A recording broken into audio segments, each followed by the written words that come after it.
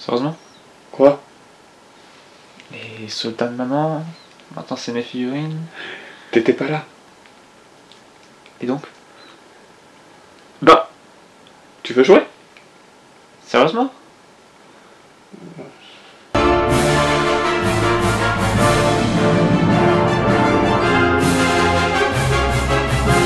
Bonjour à tous, on se retrouve pour un deuxième épisode de Histoire et Collection.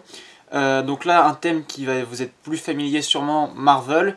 Mais bien sûr, on va pas rester que sur ce qui est cinéma et ce qui est connu par le monde Disney. On va partir sur le Marvel en général. Et alors petite précision, autant avec Jurassic Park j'avais présenté toute ma collection, c'est-à-dire Lego, Funko Pop et même objets de collection que j'avais Jurassic Park. Donc on va rester sur les figurines, je vous parlerai des marques après, mais on va rester sur les figurines qui sont on va dire réalistes. Donc la création de Marvel remonte à 1939, vous avez sûrement vu l'année dernière, il y a eu toute une gamme de produits et tout un événement autour des 80 ans. Marvel à l'époque s'appelait Timely Comics.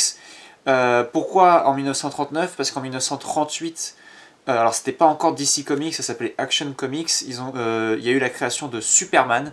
Je pense que je n'ai pas besoin de présenter ce super-héros. Ça a été un carton et à partir de là, les super-héros ont explosé, c'est devenu la nouvelle mode. En 1939, Timely Comics s'y met en créant la Torche Humaine. Alors pas la Torche Humaine des 4 Fantastiques, la Torche Humaine, j'en ai déjà parlé quand j'ai présenté ma Funko Pop dans le dernier haul. C'est un androïde qui peut se mettre en feu donc, et donc ça devient le premier super-héros en quelque sorte de Marvel. Peu de temps après, ils vont créer un ennemi donc avec Namor, The Submariner en anglais. En 1941 arrive le super-héros qui est encore une star, encore plus maintenant une star, Captain America, avant l'entrée en guerre des États-Unis. Et ensuite, donc les super-héros vont commencer à se développer. Sauf que après la guerre, la mode va un peu, comme tout ce qui est à la mode en fait, ça va un petit peu se perdre. Les super-héros vont plus être trop d'actualité et dans les années 50, Marvel, donc qui est toujours Timely Comics, mais qui va devenir Atlas Comics, qui était en fait l'éditeur du magazine, ils vont arrêter quasiment totalement de faire des super-héros. Ils vont continuer un peu, mais ça va se perdre. Et ils vont reprendre les thèmes qui intéressent les gens, donc les cow-boys, beaucoup d'horreur aussi à cette époque. Il faudra attendre 1961 pour que, de son côté, DC Comics, donc le gros concurrent à Marvel, donc Atlas à cette époque, lance la Ligue de Justice, la Justice League, en remettant à jour Superman, Flash, Batman, et ça fonctionne, ça cartonne. Donc du côté de Atlas Comics, on approche Stan Lee pour lui demander de créer des de mettre une équipe de super-héros à jour. Sauf que Stan Lee refuse de prendre les anciens, ce qu'ils faisaient dans les années 50 où ils ont réutilisé la Torche Humaine, Namor, sauf que ça fonctionnait plus. Et il va créer donc complètement une nouvelle équipe avec Jack Kirby qui sera donc les 4 Fantastiques.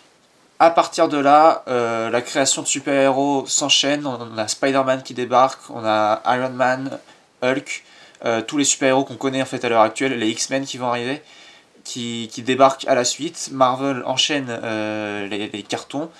Et ce qui différencie Marvel, ce qui va différencier Marvel, donc qui s'appelait encore Atlas à cette époque, de DC, c'est le côté humain de leurs super-héros. C'est toujours ce qui a été reconnu chez Marvel, avec Spider-Man qui est l'exemple type d'un ado au lycée qui a à la fois des problèmes de super-héros, donc avec les gros méchants avec des pouvoirs, mais aussi des problèmes dans sa vie personnelle, que ce soit avec sa petite copine ou ses amis. Et donc c'est ce qui va attirer le nouveau public donc, qui est fan de super-héros. Donc dès 1961 aussi, c'est la première fois que les magazines vont s'appeler Marvel Comics. Peu de temps après, le nom de la boîte va devenir Marvel Comics, du coup, voire Marvel Entertainment après. Donc on va faire un saut dans le temps parce qu'après, dans les années 70, 80, 90, en fait, Marvel se développe. Il y a la première convention Marvel, ça devient une des premières maisons d'édition de comics avec le gros concurrent DC Comics. Sauf que, arrivé en 1996, la boîte est à 2 doigts de la faillite. Et c'est là que vont commencer les rachats du coup. Le premier acheté c'est Toy Biz. Toy Biz, on va en reparler avec les jouets parce qu'on en a certains qui viennent de Toy Biz, qui va les racheter en 1998. Et avec Joe Quesada donc, qui va prendre en charge la plupart des comics. Ils vont faire renaître Marvel dans les années 2000 avec la série Marvel Knights par exemple. Et donc Marvel a commencé à renaître. Il va y avoir des tentatives un peu ratées au cinéma de lancer des super-héros Marvel, Donc Marvel va donner ses droits à des studios déjà existants. Donc comme vous le savez, les 4 Fantastiques, les X-Men à la Fox et Spider-Man à Sony. De leur côté, les deux font des films à succès. Donc on a la trilogie Spider-Man de Sony des années 2000 de Sam Raimi qui cartonne. Et on a les films X-Men, les premiers ont été des cartons aussi. Les 4 Fantastiques, ça arrive moins à se développer au cinéma. Mais en tout cas, voilà, il y a quand même des cartons. Sauf que Marvel eux-mêmes n'ont pas vraiment de droit de regard ni non l'argent en fait, qui vient des films parce que c'est vendu ailleurs. Et donc par eux-mêmes, en 2006, ils vont créer leur propre studio, Marvel Entertainment. Et donc du coup, en 2008, ils vont sortir leur premier film, Iron Man. Pari risqué, mais qui a porté ses fruits vu que c'est un carton. Et c'est l'année suivante que Disney, ayant vu que Iron Man a très bien fonctionné et que Iron Man 2 fonctionne bien aussi et qu'il y a déjà Hulk, Thor et Captain America en développement, ils vont racheter pour 4 milliards de dollars Marvel Entertainment, donc toute la boîte, donc les comics, les produits dérivés, tout appartient à Disney. Et donc ils vont continuer le développement au cinéma avec donc, Captain America, Thor, Avengers, le reste, bon, vous connaissez le reste de l'histoire, vu que maintenant Marvel Comics au cinéma, la partie qui appartient à Disney du coup, est la première franchise en termes de recettes, c'est la franchise numéro 1 avec 22 milliards de dollars au total. Par contre, pour comparer, la deuxième franchise la plus grosse de l'histoire, c'est Star Wars avec 10 milliards de dollars, donc ils ont quand même creusé un écart monstrueux. Et donc maintenant, l'univers Marvel au cinéma et dans la pop culture est devenu numéro 1 en quelque sorte. Mais donc voilà, comme quoi ça n'a pas été toujours facile, mais maintenant, qu'on aime ou qu'on n'aime pas, il y a quand même un certain respect à avoir pour l'univers, ce que c'est devenu et à quel point maintenant l'impact a été fort sur la culture populaire, on va dire. Donc on va rapidement conclure sur l'histoire. Donc pour rappel, Disney a racheté la Fox, donc les droits, la plupart des droits sont revenus à eux et ils ont un contrat avec Sony, ce qui fait que tous les super-héros Marvel sont revenus chez Marvel. Et pour juste une petite statistique dans le monde du comics, pour savoir à peu près ce que Marvel représente, Marvel plus DC Comics, à eux deux, c'est 80% du marché des comics. Donc entre les deux, c'est à peu près 40-40, hein, c'est assez équivalent. Mais en tout cas, voilà, les deux grosses maisons à elles seules prennent 4/5 du marché du comics. Donc ça montre à quel point Marvel a un impact monstrueux sur le cinéma et sur les comics.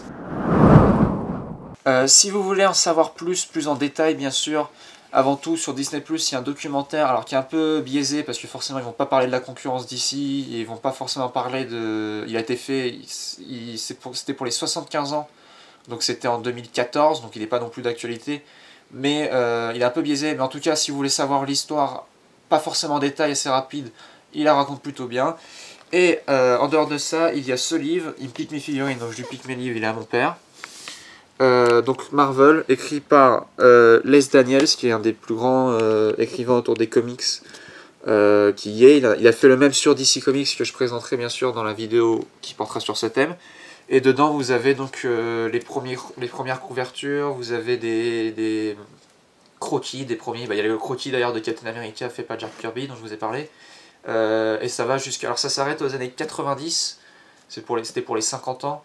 Mais donc il n'y a pas les nouveautés, mais en tout cas voilà, pour l'histoire, c'est parfait. Mais attention, il n'est pas disponible en français, il n'a pas été traduit, donc c'est que si vous comprenez l'anglais, c'est parfait. Mais voilà, si vous ne comprenez pas l'anglais, malheureusement, il n'existe pas. Alors lui, pareil, ça raconte. Alors il n'y a pas d'illustration dedans, il n'y a pas de... Comme dans celui-là avec les couvertures, tout ça, c'est que du texte. Mais pareil, ça raconte l'histoire. Alors tout ce qui est dit dedans est vrai. Et alors c'est édité par Panini Books. Panini, c'est aussi la maison d'édition des comics Marvel en France. Et alors c'est pas estampillé Marvel, ce n'est pas officiel, mais tout ce qui est dit est vrai, comme j'ai dit. Et voilà, donc il est assez conséquent. Et si vous voulez savoir beaucoup de choses sur l'histoire Marvel, il est impeccable. Et d'ailleurs aux États-Unis, il a eu le prix Will Eisner, qui est l'équivalent des Oscars pour les livres. Donc ça montre aussi la qualité de ce livre et donc on peut faire confiance à ce qui est dit dedans. Alors on va passer à la partie collection. Avant de commencer, je voulais vous dire, alors il y a deux marques dont je vais parler. Vous allez rapidement pouvoir faire la distinction entre les deux parce que les figurines ont une distinction. Il y a Marvel Select qui vont être les figurines un peu plus grosses. De toute façon à chaque fois je vous dirai la marque. et Marvel Legends, qui est par Hasbro, et qui était avant Toy Biz. Donc il y a deux versions des Marvel Legends dont je vais vous parler. Et Marvel Select, vous pouvez peut-être connaître Diamond Select si vous avez vu les jouets L'étrange Noël de Monsieur Jack. C'est des grosses boîtes, et ils ont fait toute une collection L'étrange Noël de Monsieur Jack. Ils ont fait Kingdom Hearts aussi, c'est eux les jouets, et donc Marvel. Mais voilà, je vous rappellerai à chaque fois, mais vous allez voir les distinctions. Donc pour commencer, alors avant d'avoir la collection que j'ai là, on avait eu d'autres collections avec les premiers films qui étaient sortis. Mes frères avaient un peu aussi des figurines. J'avais eu des figurines pour le premier Iron Man, avec le nouveau Avengers, j'avais aussi des figurines du Disney Store là, qui font une action, qui sont un peu pourraves. Mais là, je vais vous parler des figurines actuelles, la collection que j'ai actuellement, et donc qui a commencé avec ce gros pépère, qui est donc le Fléau en français, de Juggernaut en anglais. Donc c'est un des méchants des X-Men, le demi-frère du professeur Xavier que vous pouvez voir dans X-Men 3, le film, et dans Deadpool 2 plus récemment. Lui je me rappelle, alors lui c'est un Marvel Select, vous pouvez voir la taille, je suis derrière, vous pouvez voir la taille, il est énorme, il est très lourd. Lui je me rappelle, alors c'est le premier de cette collection que j'ai là autour de moi. On était allé à Album à Saint-Michel, qui est un peu notre boutique où on va acheter toutes nos figurines, avec Pulse à côté. Et mon père l'avait vu dans la boîte, du coup il l'avait vu en présentation. Et il était devenu fou, parce que c'est la première fois qu'il voyait une figurine aussi grosse et aussi belle, hein, elle est très détaillée. Et surtout que le Fléau, c'est quand même un personnage que mon père et moi on adore, parce que, bon, je pense que vous le voyez, c'est une brute. Et il est d'une puissance incroyable, et donc c'est le premier qu'on a acheté. Et après, donc du coup, je ne savais pas que quelques années plus tard j'aurais une collection aussi grosse. Mais donc on l'a acheté en fait surtout pour sa taille, et le personnage forcément que ça représentait. Donc je vous en parlais, là c'est un Marvel Legends, un ancien, donc Toy Biz, l'ancienne marque, l'ancienne entreprise qui les faisait. Lui c'était une collection qui était sortie pour les premiers films, donc X-Men, donc je n'étais pas encore collectionneur, donc ce n'est pas moi qui l'ai acheté. Mais donc c'est le professeur Xavier, donc, qui est dans tous les films X-Men, et qui un peu le patron des X-Men, c'est lui qui met en place donc l'école pour les mutants, qui les fait venir et qui les met à l'abri. Il peut déplacer des objets avec sa pensée, entrer aller dans le cerveau des personnes, lire les pensées et voir les contrôler. Et aussi, il peut repérer les mutants grâce à son appareil cérébral. Et donc là, alors il peut être retiré du siège. Je vois pas trop l'intérêt, parce que c'est très rare que Xavier marche. Il y a des comics où il marche, mais c'est très rare que Xavier marche. Et le siège, on peut le faire rouler. Donc si vous voulez vous entraîner à faire rouler votre papy, la figurine est parfaite. Autre chose avant de parler de la prochaine figurine que j'ai oublié de préciser, c'est que la plupart des costumes sont basés sur ceux des comics. Certains sont basés sur ceux des films, mais la plupart sont ceux des comics, vu que la plupart des personnages ne sont pas forcément apparus à l'écran, ou très peu, ou avec des costumes très différents. Mais en tout cas voilà, c'est pour ça que vous n'allez pas forcément reconnaître certains. Mais donc on passe au prochain, qui est de la même série, donc Toy Biz, Marvel Legends, les anciennes. C'est Angel des X-Men, un des premiers X-Men d'ailleurs, mais là avec un costume un peu plus actuel que les premières apparitions. Chose qui est... Alors, je l'ai mis comme ça parce qu'il est très dur à faire tenir avec ses ailes, forcément. Mais chose qui est bien, c'est qu'on peut retirer les ailes et les mettre dans des positions différentes. On peut les bouger de droite à gauche. Et on peut aussi les enlever pour les mettre dans un autre sens. Mais forcément, je l'ai mis comme ça pour qu'ils tiennent dessus, parce que sinon, il ne tient pas debout. Et voilà, il est tout articulé. Et c'est un personnage que vous pouvez voir dans X-Men 3.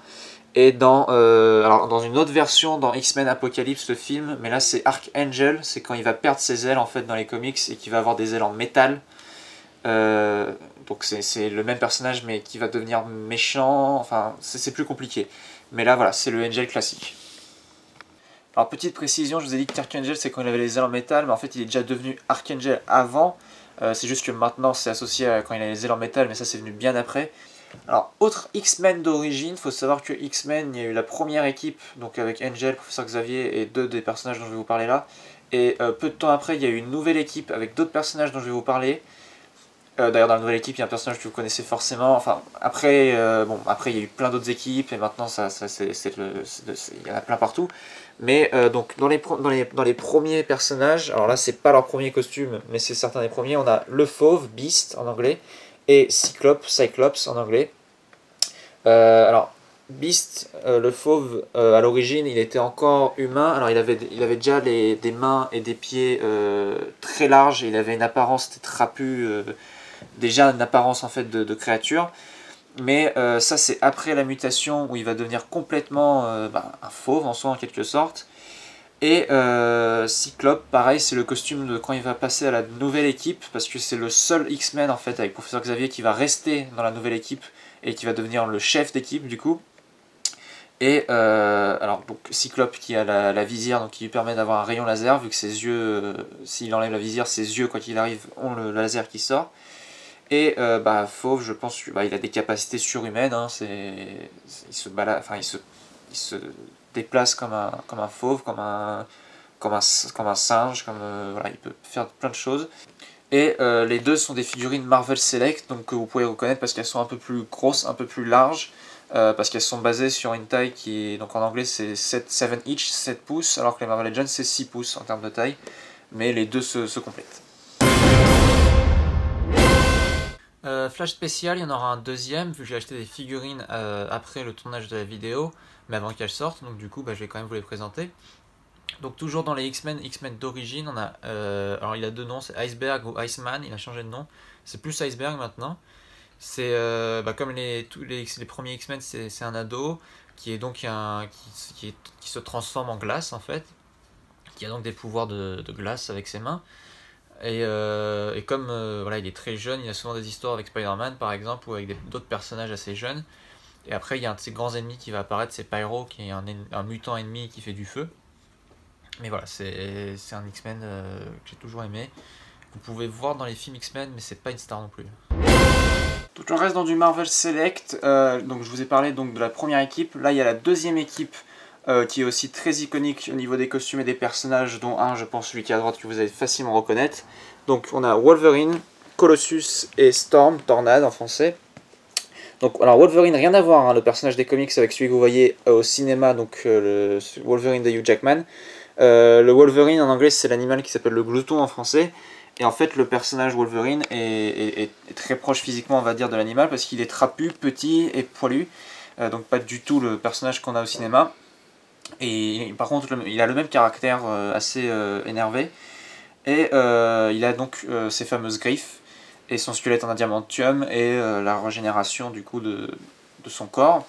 Colossus c'est un fermier russe qui a la possibilité de transformer sa peau en métal. Plus récemment il est apparu dans Deadpool, là où il a marqué un peu au cinéma. Et donc avec sa transformation il a une puissance proche de celle du Juggernaut que j'ai présenté peu de temps avant. Et à côté de ça donc on a Storm, Tornade, qui elle, en fait son nom dit tout, qui a la capacité donc de contrôler la foudre, l'électricité, et d'invoquer du coup une tempête, et que vous pouvez voir dans les premiers X-Men et dans Days of Future Past aussi, ainsi que dans les nouveaux où elle est plus jeune. Et donc les trois X-Men avec d'autres X-Men que je n'ai pas constituent donc cette nouvelle équipe qui est dirigée par Cyclope. Donc Wolverine à l'origine il a des capacités donc, qui sont proches de celles d'un animal, donc avec l'odorat et l'endurance surhumaine, mais aussi donc, les excroissances osseuses que sont ses griffes, et la capacité aussi qui le rend quasiment immortel de se régénérer à un rythme incroyable. Et donc les services secrets canadiens vont décider d'en faire l'arme ultime, donc Weapon X, l'arme X, en coulant de l'adamantium qui va recouvrir donc, son squelette et du coup ses griffes. Et vu que c'est le seul à pouvoir supporter ça, à pouvoir se régénérer directement et ne pas en mourir, et donc il va devenir l'arme qu'il est à l'heure actuelle, et donc avoir toute cette partie en adamantium qui rend son squelette incassable. Et la figurine c'est une des plus vieilles qu'on a, c'est une pièce très rare, donc avec le bassin derrière où il est coulé en adamantium, et c'est une pièce très rare, et donc de l'ancienne collection Marvel Legends aussi. Et cette scène, vous pouvez aussi la voir dans le premier film Wolverine. Alors dans chaque boîte, il y a des accessoires et décors. Donc Wolverine, là directement, je commence parce que justement, il y a le rappel à Weapon X, l'arme X, avec le casque qu'il porte durant l'expérience. Mais chaque personnage venait avec sa partie du décor et des objets avec. Et donc là, en fait, ça constitue les X-Men dans le manoir s'entraînent dans la salle des dangers. Et donc, en fait, en collectionnant chaque X-Men, vous avez une partie de la salle que vous pouvez ensuite, alors pas forcément, vous pouvez l'assembler, la mettre en 4, mais ça ferme un peu la vitrine. Du coup, je préfère les mettre comme ça. Alors, je peux pas les présenter comme ça dans ma vitrine parce que ça prend beaucoup de place, mais en tout cas, voilà, c'est quand même très sympa à avoir. Et chacun vient avec une particularité, donc ce qui est très agréable et ça permet de constituer une petite scénette. Donc, ça, c'est sympa. Dernier X-Men à proprement parler de ma collection. Alors là, c'est un X-Men un peu plus récent, on va dire. Maintenant, on va dire qu'il est un peu vieux, mais un peu plus récent par rapport aux autres personnages. C'est Gambit, personnage que vous connaissez peut-être de visuel. Il n'est pas beaucoup apparu dans les films, il apparaît que dans le premier Wolverine, si je me rappelle bien. Alors lui, tout ce qui touche, en fait, il injecte de l'énergie dans tout ce qui touche. Et donc comme vous pouvez voir là, c'est l'énergie en fait qui sort de lui. Et il y a des cartes, parce que c'était en quelque sorte un arnaqueur, mot très dur à dire, qui était dans la misère, et donc il jouait beaucoup aux cartes, et donc c'est pour ça que c'est devenu un peu son élément favori pour se battre. Et aussi son bâton, sa canne derrière, et avec son trench coat aussi. Et visuellement le personnage est assez marquant. Alors personnage avec des origines qui ont un peu évolué au fil du temps, donc maintenant, enfin avec les films et certains comics, c'est devenu en quelque sorte le frère adoptif de Wolverine. Sabretooth, Dent de Sabre, qui est un personnage, alors même pouvoir que Wolverine en quelque sorte, sauf qu'il a un squelette normal, et que lui ses griffes sont par contre, en fait c'est ses ongles, c'est directement des griffes, des vraies griffes, c'est pas des excroissances osseuses entre ses phalanges. Mais lui il est beaucoup plus gros, beaucoup plus large, beaucoup plus... En fait cette transformation animale est beaucoup plus poussée, et il est beaucoup plus puissant, enfin c'est presque un animal complètement en fait. Et contrairement à Wolverine qui est quand même un petit peu plus humain. Mais donc en tout cas c'est l'ennemi juré en quelque sorte de Wolverine. Parlant d'ennemis jurés, on peut pas parler d'ennemis jurés des X-Men sans parler de Magneto. Là je sais même pas, je pense que ceux qui ont vu les films ou qui connaissent un petit peu les X-Men connaissent forcément ce personnage. Alors là c'est costume, alors directement c'est vraiment le costume d'origine, costume classique de Magneto des comics. Donc il y a cette très belle base aussi qui venait avec. Donc Xavier Institute, c'est bien sûr le manoir, l'école des X-Men. Et il y a carrément, bah voilà, le Colossus, alors je vais pas préciser, mais c'est mon X-Men préféré. Et bah il s'est carrément fait exploser en fait. Et bah en fait c'est logique parce que Magneto, son pouvoir c'est de contrôler tout ce qui est en métal. Et il porte aussi ce casque pour, alors je n'ai pas précisé, mais comme le Juggernaut, tous les deux portent ce casque là pour empêcher justement Xavier et aussi du coup Jean Grey aussi par la suite que je n'ai pas, qui empêche donc de contrôler leur esprit en fait. Donc le casque empêche les ondes de passer, et donc le seul moyen de les battre en fait c'est par la force directement. Mais Wolverine, Colossus, des personnages comme ça sont assez inoffensifs face à lui vu qu'il contrôle le métal. Donc là on reste dans l'univers X-Men, mais ce n'est pas un X-Men à proprement parler. Je pense que je n'ai pas besoin de le présenter vu le phénomène que c'est devenu. C'est Deadpool. Mais alors un Deadpool un petit peu différent de ceux des films, là ça vient des comics Deadpool Corps. C'est pour ça qu'il y a, voilà, de toute façon Deadpool vous savez que c'est un peu c'est n'importe quoi. Et là voilà, il y a Dogpool, le chien Deadpool, et il y a Squirrelpool, l'écureuil Deadpool aussi qui a des sabres d'ailleurs. Et ils sont sur une Vespa. On peut les mettre sur la Vespa, hein, les uns derrière les autres. Voilà, il a les deux sabres. C'est Deadpool quoi, enfin je pense pas que j'ai besoin de présenter, et très clairement vous avez vu que même dans les comics c'est un peu n'importe quoi cet univers. On passe d'une équipe à l'autre, je vous en ai parlé, c'est un peu les originaux Marvel on va dire, ceux qui ont tout lancé, les 4 fantastiques. Donc on a, alors malheureusement j'ai que les 3 fantastiques pour l'instant, et il me manque Sustorm, donc la femme invisible, mais on a donc la chose, Ben Grimm, la Torche Humaine, donc le frère de Sue Storm, Johnny Storm, et Reed Richards, le Mister Fantastique. Donc. Alors les pouvoirs sont assez visibles, je pense.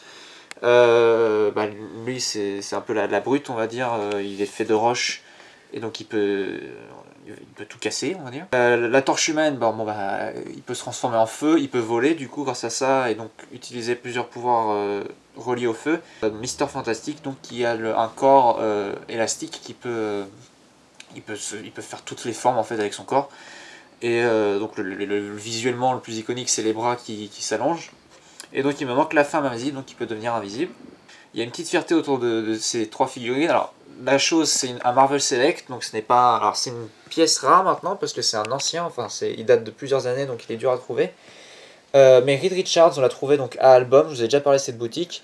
Et en fait c'est des pièces qui normalement n'auraient pas dû... Ces deux-là n'auraient pas dû quitter le sol des États-Unis parce que c'est des Walmart exclusifs. C'est des Marvel Legends qui sont sortis que dans les boutiques Walmart. Et lui, il était donc à Album, là, avec écrit Walmart exclusif sur la boîte. Donc j'ai sauté dessus parce que j'adore ce personnage. Et je l'ai trouvé, c'est très très rare. Et en plus, le fait d'avoir... Alors, il y a, pas d'inquiétude, il y a les bras normaux que vous pouvez mettre sur le personnage. Donc là, c'est le bras gauche. Mais je préfère le mettre comme ça pour qu'il ait son pouvoir directement. Et la torche humaine, pareil, c'est la même collection, donc Walmart exclusif. Ils ont fait la chose et Sustorm aussi. Et lui, je l'ai trouvé en ligne, du coup, je l'ai acheté en ligne. Malheureusement, les deux autres, la chose et Sustorm, si vous les recherchez, sont très durs à trouver ou alors très chers. Mais en tout cas, voilà, je suis fier d'avoir ces deux-là. En plus, c'est mes deux préférés des 4 Fantastiques.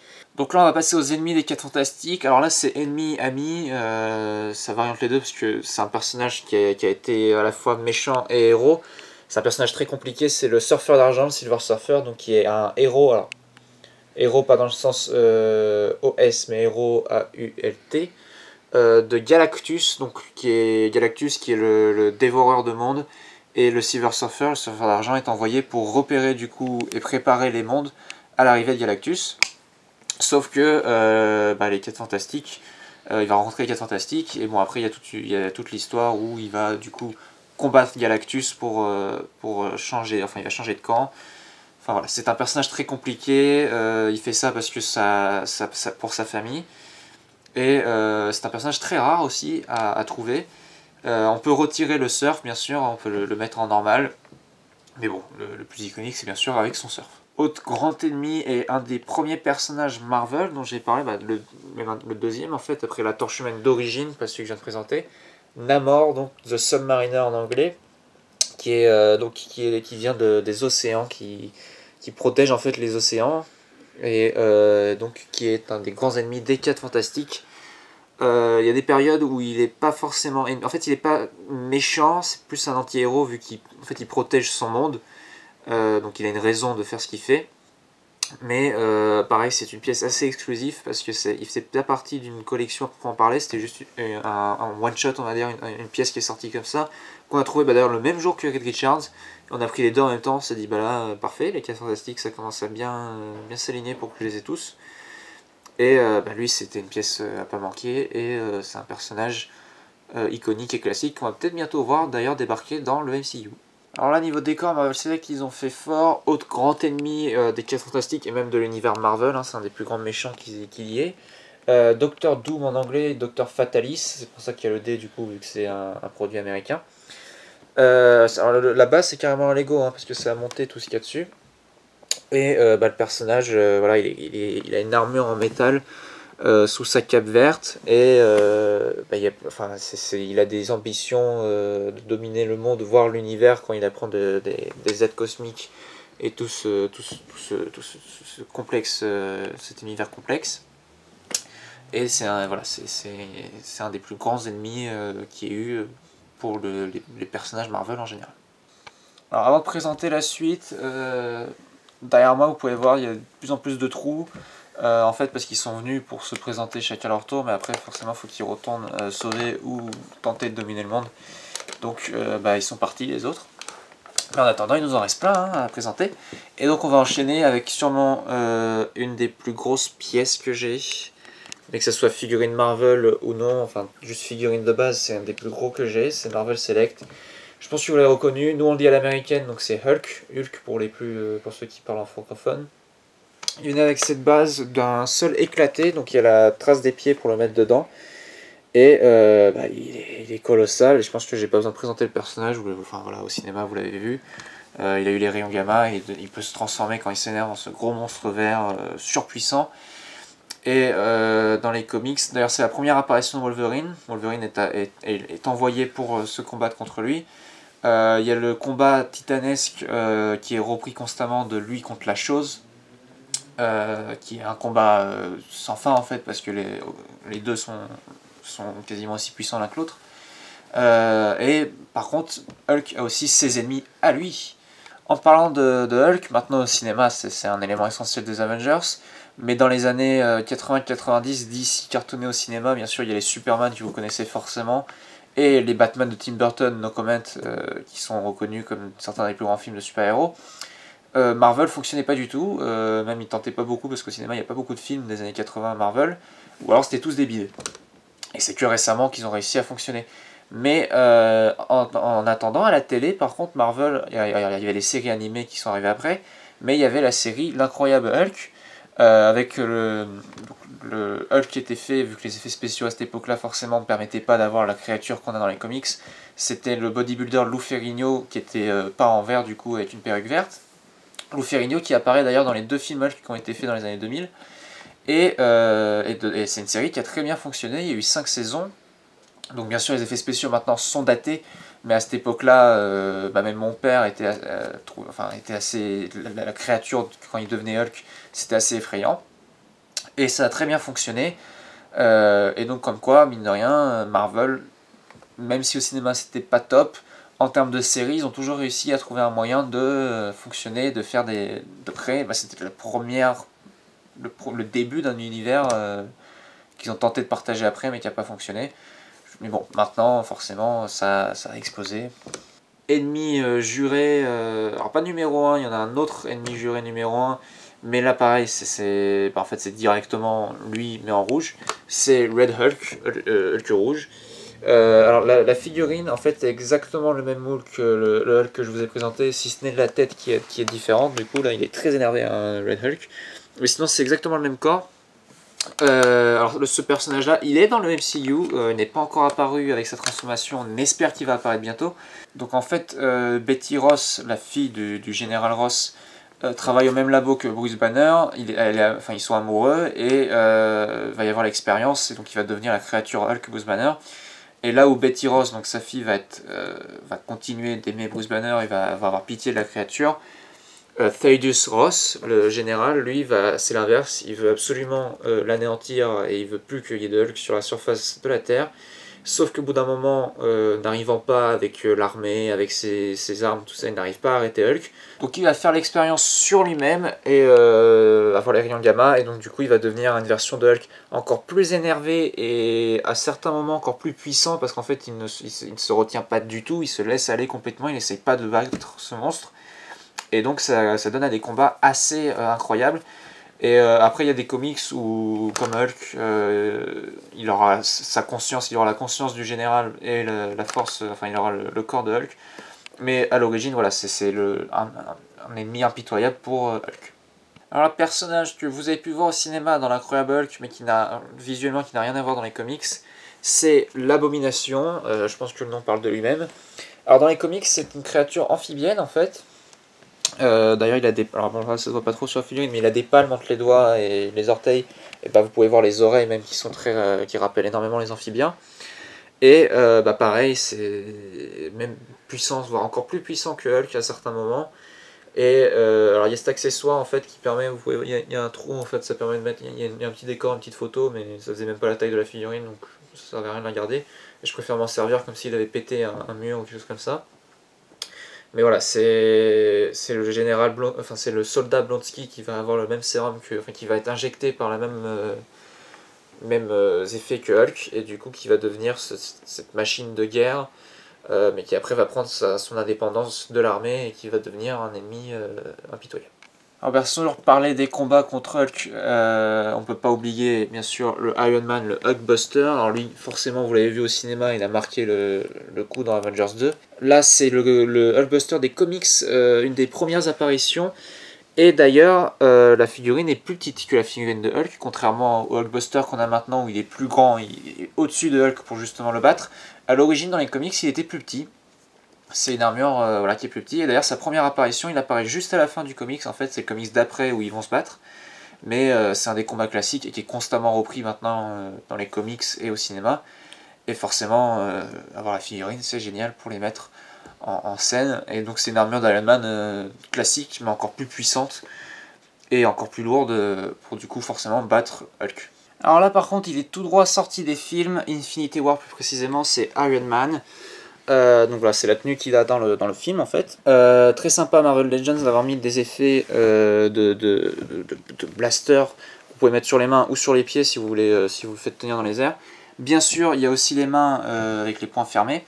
Mais voilà, je préfère la mettre comme ça. Bon, Iron Man, je pense pas que j'ai forcément besoin de le présenter. Hein. Tony Stark dans l'armure, il peut voler, il y a des propulsions d'énergie. Voilà, c'est l'icône un peu du MCU. C'est le premier en plus du MCU. Donc. Toujours dans Infinity War. Alors, bon, je vais pas mentir, j'ai un petit regret sur le fait, mais ça va être un des prochains que je vais prendre. C'est de ne pas avoir un Captain America classique. Mais comme j'ai dit, je vais en prendre un prochainement. Mais on a par contre le Captain America d'Infinity War, avec ses 2 boucliers portables qu'il a qui viennent du Wakanda. On a aussi les gants quand ils sont rétractés, qu'on voit pas forcément dans le film, mais Marvel Select les a intégrés. Et donc il a sa tenue, donc avec la barbe, Steve Rogers quand il a la barbe. Je pense que pareil, Captain America, j'ai pas forcément besoin de le présenter. Voilà, il a le sérum super soldat, donc qui est un peu comme Hulk, mais en réduit à taille humaine, on va dire. Donc des capacités surhumaines. Et voilà, Captain America, le symbole de l'espoir et du positif. Toujours dans Infinity War, on va terminer avec le trio du MCU iconique. Thor, donc avec Stormbreaker, les cheveux courts et la cape courte rouge. Thor pareil, hein, dieu du tonnerre, dieu de la foudre, asgardien, voilà. Je pense pas que j'ai besoin de le présenter aussi, mais voilà, il y a cette version donc là de Infinity War de Marvel Select que je voulais absolument pour le Stormbreaker, mais ce n'est pas tout bien sûr. Il est apparu dans plein de films, donc je voulais vous présenter ce rocher. Non, il manque quelqu'un. Là on n'a pas plus classique comme tenue pour Thor, c'est la tenue d'origine, un des premiers comics, avec Mjolnir bien sûr. La cape, pareil, hein, c'est Thor, donc je vais pas le représenter. Alors voilà, la figurine est assez fragile avec les ailes sur le casque nordique, et du coup il manque un petit bout. Mais bon, la figurine en elle-même reste le Thor iconique, bodybuildé, et beaucoup plus imposant que le reste des Avengers. Alors, on va rester dans l'univers de Thor. Je n'ai pas encore de Loki à présenter, mais j'ai un ennemi en quelque sorte de Thor, bien sûr le Destructeur, The Destroyer, qui est donc l'arme d'Asgard qui est envoyée contre Thor quand il est sur Terre, mais qui est envoyée contre les ennemis d'Asgard pour les battre, pour les vaincre. Et il vient avec la tête du père de Thor, d'Odin, le roi d'Asgard, et avec son épée aussi, pour remplacer du coup la tête du Destroyer, vu que c'est en général Odin qui contrôle le Destroyer, bien que dans les films il est aussi contrôlé par Loki bien sûr. En fait c'est la personne qui siège sur le trône d'Asgard qui le contrôle. Et enfin du coup parmi les ennemis de Thor, forcément, alors dans les films au début c'est un méchant, ils l'ont rendu héros, et il est très différent en personnalité des comics, c'est Loki. Comme vous pouvez voir, même le costume, on reconnaît un peu les cornes, mais il n'a rien à voir. Dans les comics, il est beaucoup plus, il est plus méchant. Enfin, il aime faire ce qu'il fait, le dieu de la malveillance. Mais voilà, dans les comics, il est vraiment, il est maigre. Enfin, il est très différent que ce qu'on voit dans les films.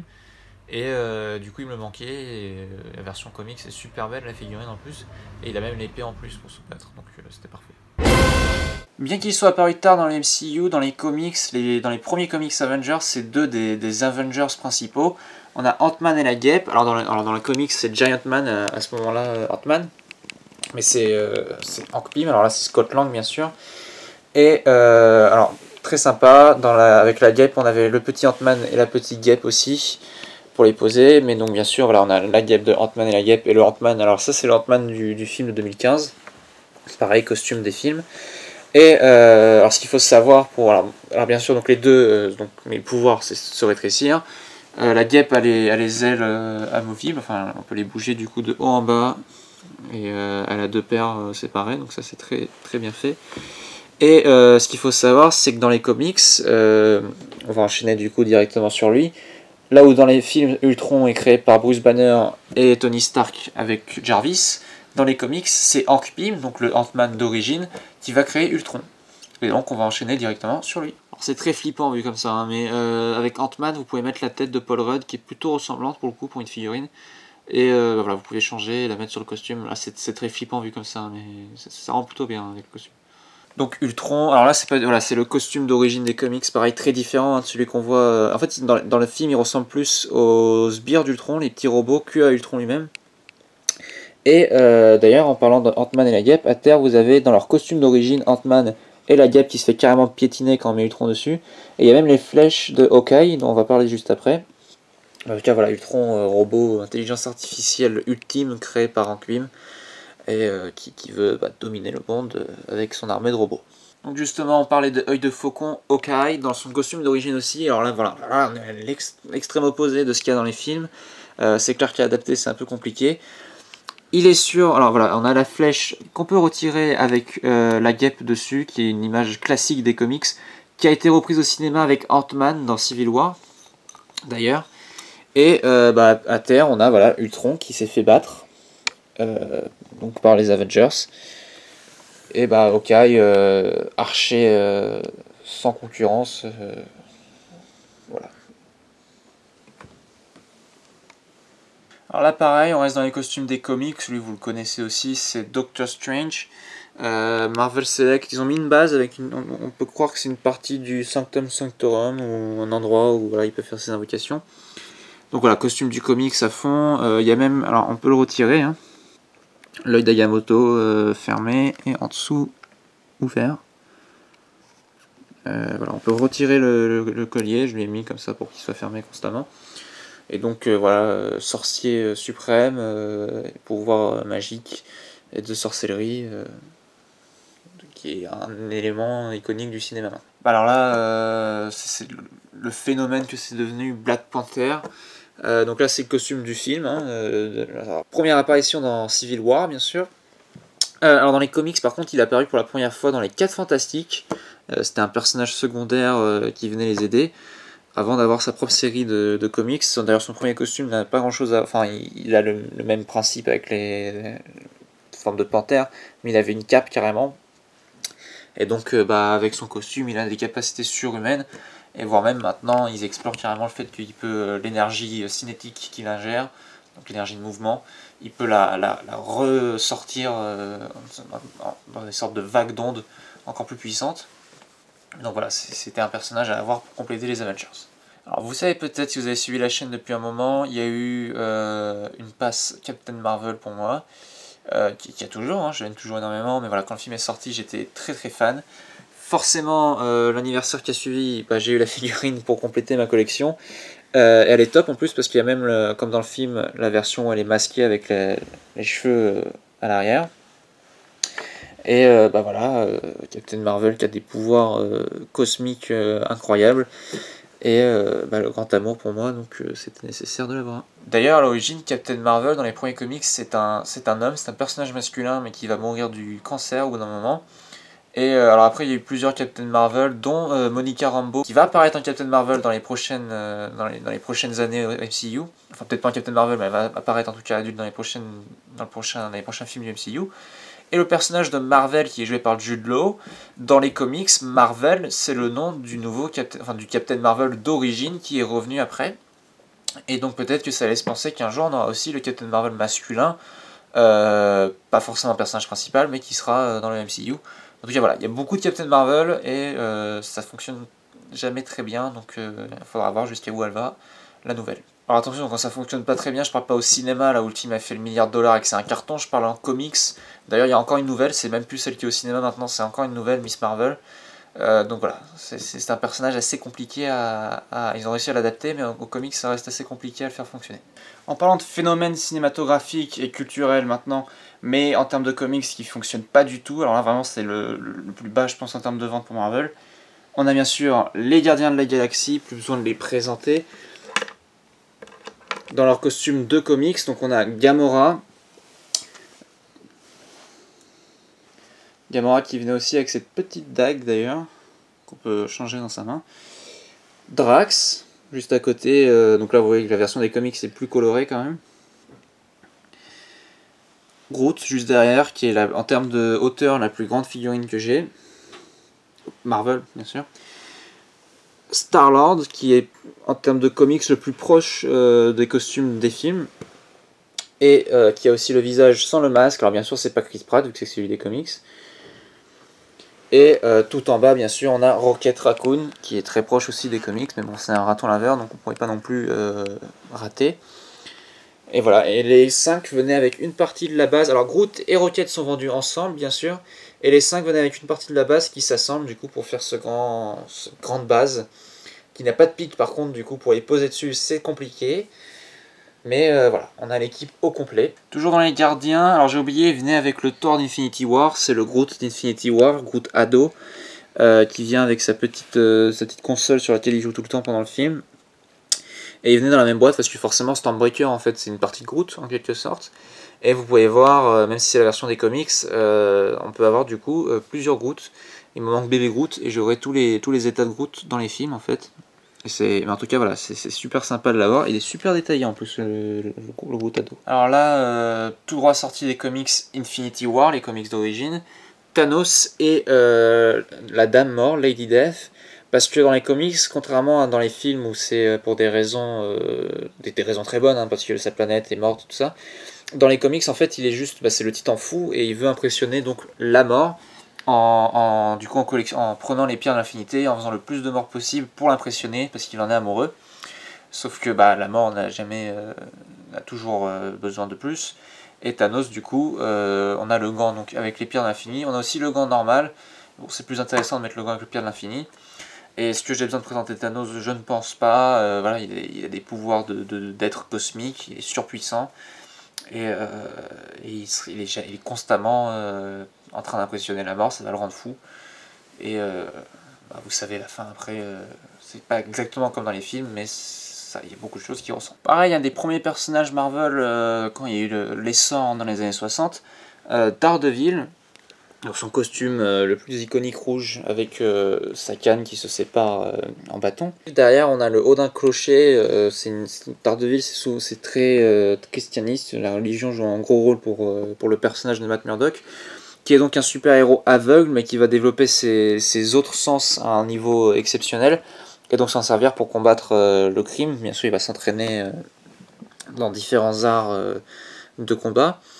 Daredevil, il y a la très bonne série Netflix, bien sûr, qui est associée au MCU, même si c'est compliqué avec Disney, Netflix. On ne sait pas ce que va devenir le personnage dans le MCU, mais en tout cas, voilà, la série est très bonne et reflète très bien le personnage. Dans Al-Qaïd, on a plein de personnages qui sont dans les comics. Et c'est un personnage super intéressant. En plus, le fait d'avoir un super-héros aveugle, c'était quand même très, très osé, très risqué. Et c'est devenu un personnage iconique de Marvel. Personnage pas très connu, hein, là on termine vraiment avec le fond des comics. Ouais.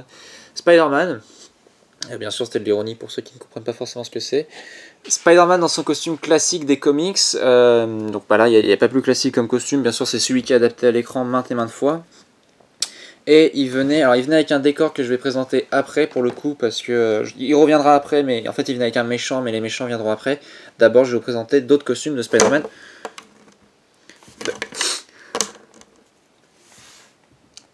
Donc bien sûr, alors je vous présente les accessoires directement, les mains qui tissent, mais je les ai mis avec les poings fermés. On a le Iron Spider de Infinity War. Alors Iron Spider existe dans les comics, mais le costume est très différent. Donc bien sûr avec les pattes d'araignée qui sont devenues iconiques maintenant. Et voilà, c'est le costume directement sorti d'Infinity War, de Endgame, et qui est aussi présent dans Far From Home. Alors les figurines ont été faites avant les films, ont été éditées avant les films, c'est pour ça qu'il y a des petites erreurs au niveau des tentacules, c'est pas exactement celles qu'on voit dans les films, mais bon c'est pas très grave, hein, c'est du détail. En tout cas voilà, les tentacules en plus sont complètement articulés. Ouais. J'ai même excusé, j'arrête pas de dire tentacules, c'est les pattes d'araignée en fait. Donc elles sont complètement articulées, j'ai très chaud. Et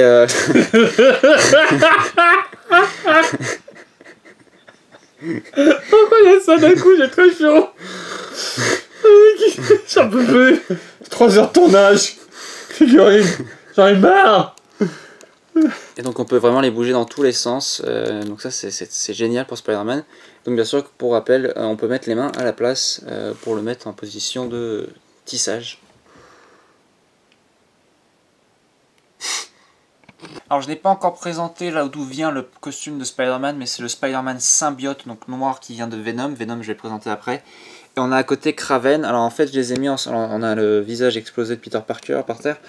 Je les ai mis ensemble parce que c'était un pack de 2 et en fait c'est tiré tout droit du comics La dernière chasse de Kraven, il me semble, non?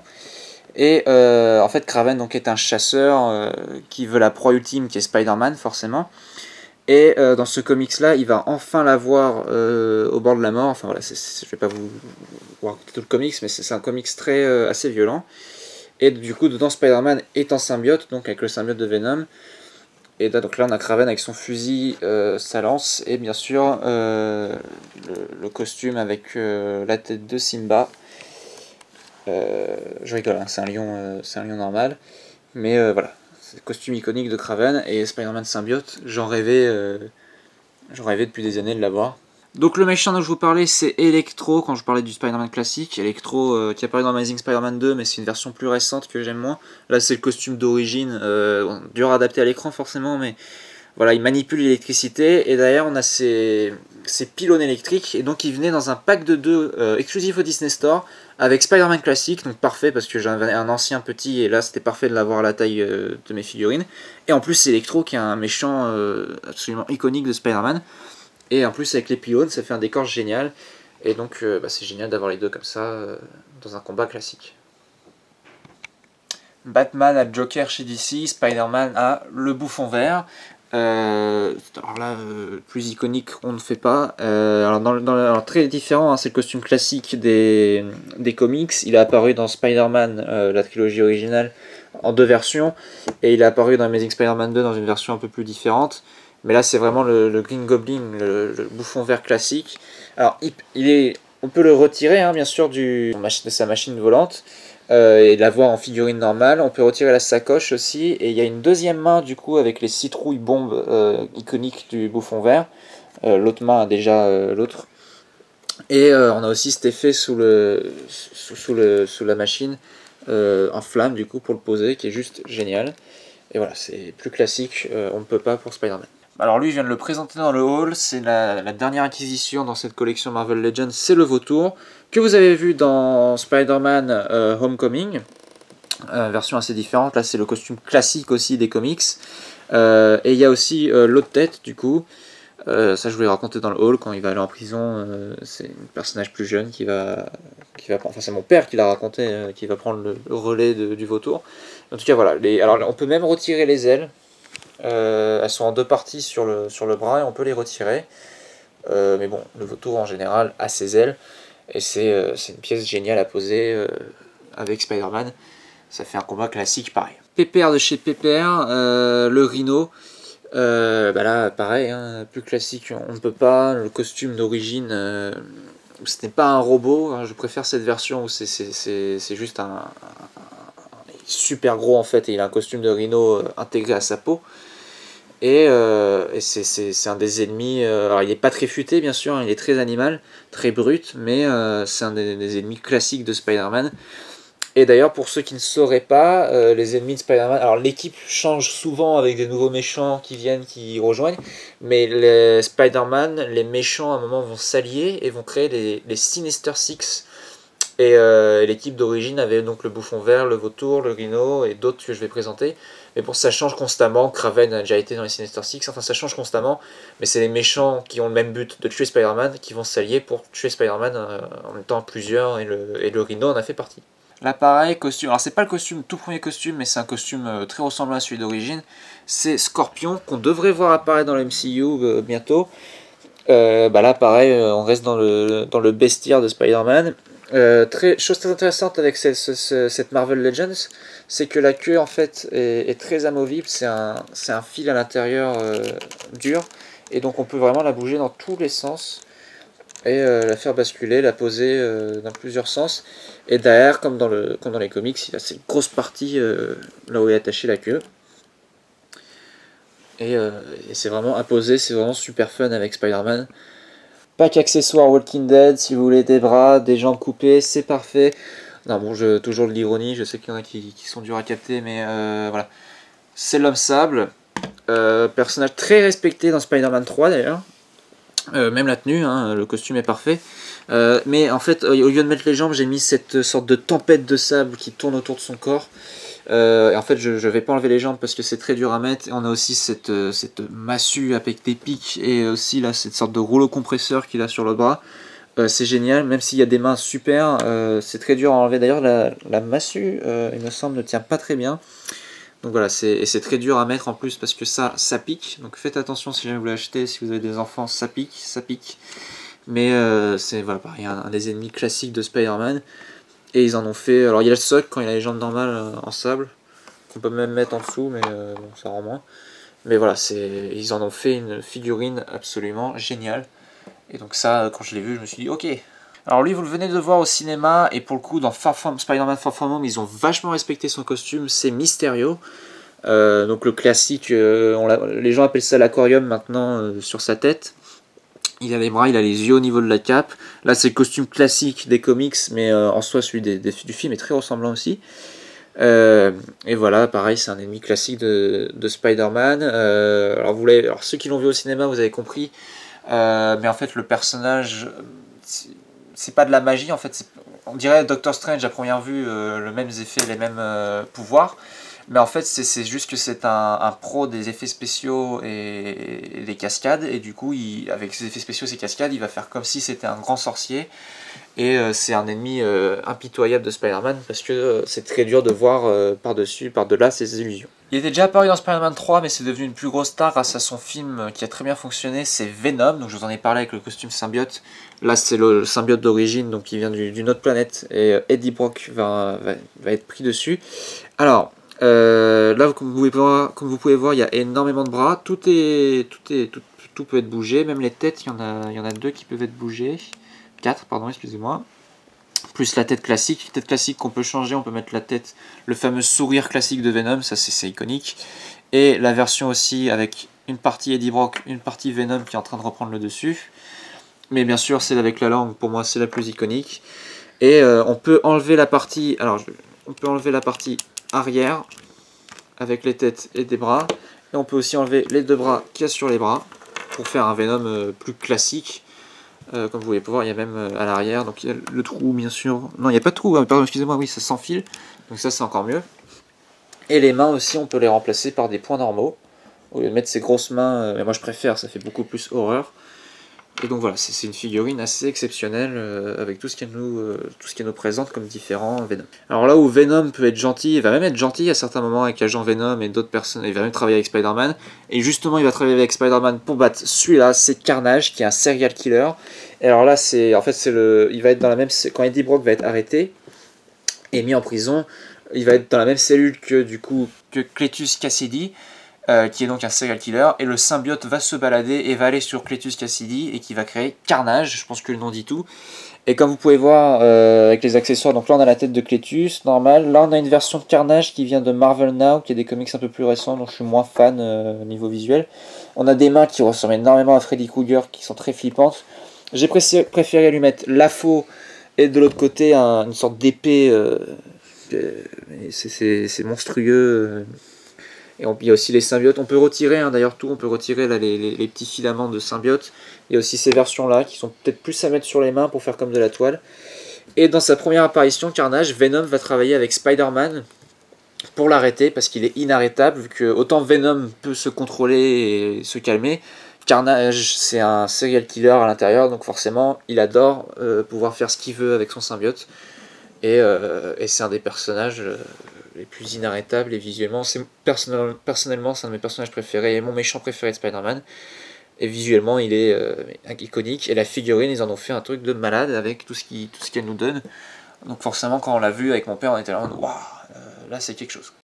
Donc c'est terminé pour cette présentation de collection, j'espère que ça vous a plu. Bien sûr elle est loin d'être terminée, il y a encore plein de figurines qui sortent que j'ai envie d'avoir, les Avengers ne sont pas terminés, enfin voilà. C'est une collection qui ne cesse jamais de grandir. Mais j'espère en tout cas que ça vous a plu. Je vais faire du coup la même chose avec DC Comics, qui je pense est moins connu pour la plupart des gens qui nous regardent. Et donc j'espère pouvoir vous présenter avec des personnages assez iconiques mais aussi des personnages rares. En tout cas voilà, j'espère que ça vous aura plu. Bien sûr j'ai aussi, pour Marvel, j'ai aussi des pop, j'ai aussi des Lego. Mais ça sera pour d'autres vidéos plus centrées sur ces thèmes là que là où j'avais vraiment beaucoup trop de figurines à présenter pour mettre tout dans une vidéo. Mais en tout cas voilà, là c'était la collection complète, en tout cas je ne vous ai rien caché, il ne manque rien. Mais en tout cas voilà, j'espère que vous aimerez les prochaines histoires et collections. Et c'est un format qui me plaît énormément, donc que je vais continuer avec d'autres thèmes. Donc j'espère que ça vous plaira, et d'ici là, portez-vous bien.